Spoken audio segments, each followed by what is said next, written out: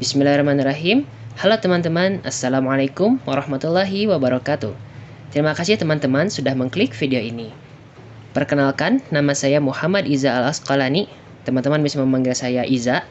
Saya adalah mahasiswa dari jurusan Ilmu Al-Quran dan Tafsir, UIN Sunan Gunung Jati, Bandung. Pada kesempatan kali ini, insya Allah saya akan membahas kepada teman-teman semua tentang apa itu ilmu tajwid praktis. Nah, insya Allah dengan adanya channel YouTube ini, saya akan membantu teman-teman semua untuk sama-sama belajar dan memahami lebih jauh tentang apa itu ilmu tajwid, dan juga yang paling penting adalah mengamalkannya. Maka dari itu, sebelum kita melanjutkan ke pembahasan materi kita, pastikan teman-teman tidak lupa untuk mengklik tombol like dan subscribe. Dan juga jika teman-teman merasa video ini bermanfaat, maka jangan lupa untuk men-share video ini kepada teman-teman yang lainnya agar kita semua dapat mempelajari ilmu tajwid ini dengan baik dan benar. Maka tidak usah lama-lama lagi, mari kita lanjut ke pembahasan materi kita. Oke, check it out.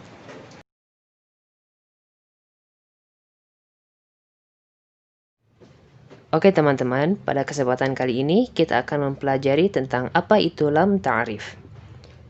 Lam ta'rif ialah alif lam yang sering dihubungkan dengan kata benda.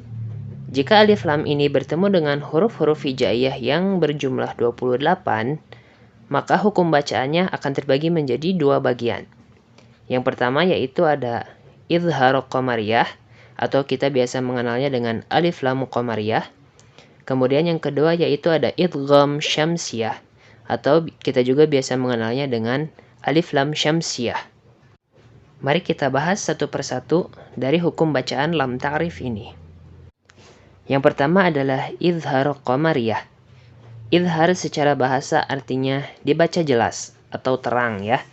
Kemudian qamariyah artinya adalah bulan. Sehingga jika kita artikan di sini, maka alif lam di sini dia itu dibaca jelas dan terang, seperti bagaimana kita bisa melihat bulan dengan jelas di malam hari. Idhar qamariyah ini yaitu jika ada alif lam yang bertemu dengan huruf-huruf hijaiyah yang berjumlah 14. Jika kita satukan dalam satu ucapan, maka kita bisa menyingkatnya dengan ucapan seperti ini. Ibghi hajjaka wa khaf aqimah. Nah, teman-teman semuanya bisa memerhatikan ucapan dari kalimat ini. Nah, untuk mengetahui hurufnya apa aja, teman-teman bisa memisahkan satu persatu dari kalimat ini. Maka di sini akan ada huruf alif, ba, ghain, ha, ja, kaf, waw, kha, fa, ain, qaf, ya, mim, dan ha. Nah teman-teman, itu adalah huruf-huruf idhar qamariyah. Maka jika ada alif lam yang kemudian bertemu dengan huruf-huruf idhar qamariyah yang seperti ini, maka di sini cara membaca alif lam itu dia harus dibaca dengan jelas. Mari kita tinjau contoh dari alif lam qamariyah atau idhar qamariyah. Ya ayyuhal muzammil. Di situ ada contoh pertama dari Quran surat Al-Muzammil ayat 1. Teman-teman bisa melihat ya di sini ada alif lam, kemudian setelah alif lam tersebut ada huruf mim. Nah, kita lihat kembali pada ucapan yang sebelumnya dari huruf-huruf idhar qamariyah, maka huruf mim ada di sana. Maka di sini berlakulah hukum idhar qamariyah. Maka di sini alif lam tersebut harus dibaca dengan jelas. Begitu pula dengan contoh lainnya, biyaumil qiyamah minal jinnati wan nas. Nah, di sini ada dua contoh lagi, yaitu tentang alif lam qamariyah. Nah, teman-teman perlu perhatikan juga di sini, ketika kita membaca alif lam qamariyah atau idhar qamariyah, kita tidak boleh memantulkan bunyi huruf lam yang sukun tersebut. Contoh, ya ayyuhal muzammil. Contoh seperti itu adalah bacaan yang keliru. Karena di sini kita juga mengetahui bahwasanya huruf lam tersebut bukanlah huruf yang bisa memantul, dan itu bukanlah huruf qalqalah. Maka kita tidak diperbolehkan untuk membacanya dengan memantul. Oke teman-teman, hukum yang berikutnya adalah idgham syamsiyah.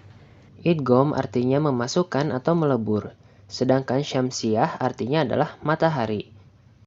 Jadi idgham syamsiyah adalah kita memasukkan bunyi huruf lam ke dalam huruf yang berikutnya, sehingga huruf lam tersebut tidak bisa dibaca dengan jelas. Diibaratkan seperti kita jika melihat matahari. Kita tidak bisa melihat matahari dengan jelas karena saking terangnya matahari tersebut. Nah teman-teman, huruf-huruf idgham syamsiyah ini juga ada 14. Jika kita satukan dalam satu ucapan, maka kita bisa mengucapkannya dengan seperti ini. Tib thumma sil rahman tafuz dif dha ni'am da'su adhannin zur syarifan lil kiram. Nah teman-teman, untuk mengetahui yang mana saja huruf idgham syamsiyah, teman-teman bisa mengambil huruf yang paling awal dari setiap kalimat. Maka di sini kita akan menemukan huruf to, huruf tha, huruf sod, huruf ro, huruf ta, huruf dod, huruf za, huruf nun, huruf da, huruf sin, huruf dho, huruf zai, huruf shin, dan huruf la. Nah teman-teman, itulah huruf-huruf idgham syamsiyah. Maka jika ada alif lam, kemudian setelah alif lam tersebut ada huruf-huruf yang seperti ini, maka cara membacanya alif lam di sini kita tidak membacanya dengan jelas. Kita lihat contoh. Wal-laili idza yaghsha. Contoh lainnya. Wan-nahari idza tajalla. Kemudian contoh lainnya juga ada wad-duha dan sebagainya. Nah, teman-teman, karena di sini alif lam itu tidak dibaca dengan jelas, maka sebagai gantinya kita harus menerapkan syiddah pada huruf yang terletak setelah alif lam tersebut. Maka jika kita lihat contoh tadi, wal-laili, kita bisa melihat pada huruf lam setelah alif lam tersebut ada syiddah. Nah, maka cara membacanya kita harus sedikit menahan pada huruf yang terletak setelah alif lam tersebut. Teman-teman juga bisa melihat pada contoh yang kedua, wan-nahari. Di situ ada syiddah pada huruf nun. Ini menunjukkan bahwasanya alif lam di situ kita tidak membacanya dan diganti dengan bunyi huruf nun. Nah, teman-teman, di sini ada sedikit keterangan bahwasanya alif dari alif lam ta'rif ini dia dinamakan sebagai hamzah wasal, yang artinya hamzah di sini dia berfungsi sebagai hamzah penghubung. Maka jika hamzah ini terletak pada pertengahan ayat, maka hamzah ini tidak dibaca. Contoh, ya ayyuhal muzammil. Nah, di sini ayyuhal kita langsung membaca ke huruf lamnya, sedangkan alifnya kita tidak membacanya. Nah, lain halnya jika alif lam ta'rif ini dia terletak pada awal ayat. Contoh, an-najmus tsaqib.